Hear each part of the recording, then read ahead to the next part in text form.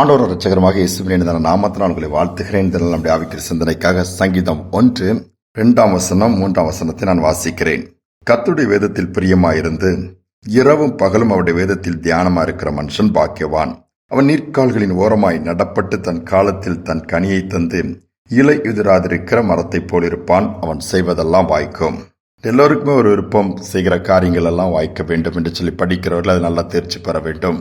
வேலை செய்கிறவர்கள் அந்த வேலையை நல்ல முறையில் சீக்கிரமாய் முடிக்க வேண்டும். தொழில் செய்கிறவர்கள் அது நல்ல வருமானம் ஈட்ட வேண்டும். பல விதத்திலே செய்கிற காரியங்கள் நஷ்டம் வரக்கூடாது, வீணா போயிடக்கூடாது என்று சொல்லி நாம் எதிர்பார்ப்பது ஒன்று உண்மைதான். ஆனால் அவைகள் அப்படி வாய்ப்பதில்லையே. ஏன்? ஆனால் இங்கு வேதம் அழகாக சொல்லுகிறது, யார் செய்கிற காரியங்கள் எல்லாம் வாய்க்கும்? கர்த்தருடைய வேதத்தில் பிரியமாய் இருக்கிறவர்கள். பிரியமாய் இருந்தோம் என்று சொன்னால் அதற்கு நிச்சயமாகவே முக்கியத்துவம் கொடுப்போம். எது நமக்கு பிடிக்குமோ அதுதான் நம்ம அதிகமாய் பிடித்து கொண்டு இருப்போம். அதுதானே உண்மை. பார்க்கும் பொழுது பிரியமாக இருந்து இரவும் பகலும் அவருடைய வேதத்திலே தியானமா இருக்கிற மனுஷன் பாக்கியவான். கடமைக்காக வாசிக்கிறவர்கள் உண்டு.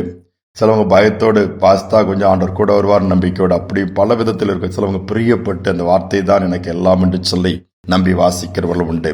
அப்படி வாசிக்கிறவர்கள் நீர்க்கால்களின் ஓரமாக நடப்பட்ட மரங்களைப் போல தன் காலத்தில் அவர்கள் கனி கொடுக்க முடியுமா? அந்த மரத்தில் இலை எப்பொழுதுமே இருக்குமாம், அது உதிராது என்றால் நீர்க்கால்களில் ஓரத்தில் நடப்பட்டிருக்கிறவர்கள் செய்வதெல்லாம் வாய்க்குமாம். அதை தான் நமக்கும் கர்த்தர் கொடுக்க விரும்புகிறார். ஜான் கைட் என்கிற ஒரு மிஷனரி இந்திய தேசத்துக்கு வருகிறார். வட மாநிலத்திலே பஞ்சாப் பகுதியில எல்லாமே அவருக்கு அங்குள்ள தட்பவெப்பநிலை, மொழிகள் எல்லாமே வித்தியாசம்.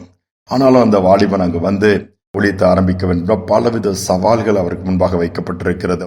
அவர் என்ன செய்தாராம்? வேதத்தை அதிகமாய் வாசித்து அதிகமாய் ஜெபத்திலே செலவழிப்பாராம்.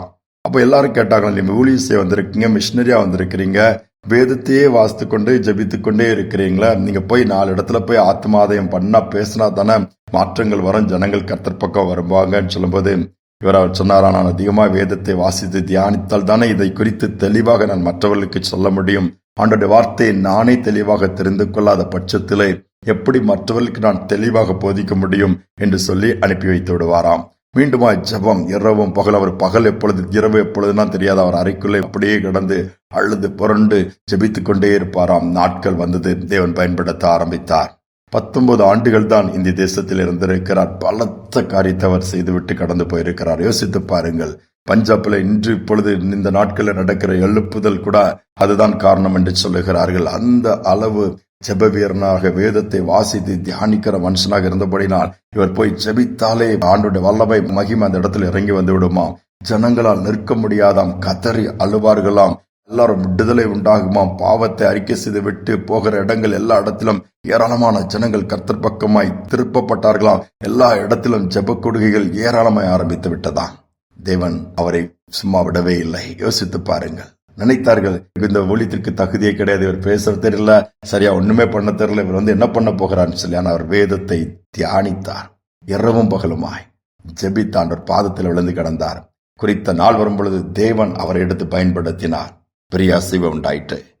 நாம் ஆண்டவருக்கு எவ்வளவு நேரம் கொடுக்கிறோம், வேதத்தை எவ்வளவாய் வாசிக்கிறோம். அந்த வார்த்தையை வாசிக்கிற வார்த்தைகள் நமக்குள்ளே பேசிக்கொண்டே இருக்கும் என்று சொன்னால் அது நமக்குள்ள அக்னியை பற்ற வைக்கக்கூடியது இருக்கு. அந்த நினைவிலே நாம் காரியங்களை செய்வோம் என்று சொன்னால் நிச்சயமாகவே நம்முடைய காரியத்திலும் எல்லாவற்றிலும் ஒரு மாற்றத்தை கர்த்தர் கொடுப்பார், ஒரு ஏற்றத்தையும் கொடுப்பார். காரியங்கள் வாய்ப்பதையும் நாம் பார்க்க முடியும்.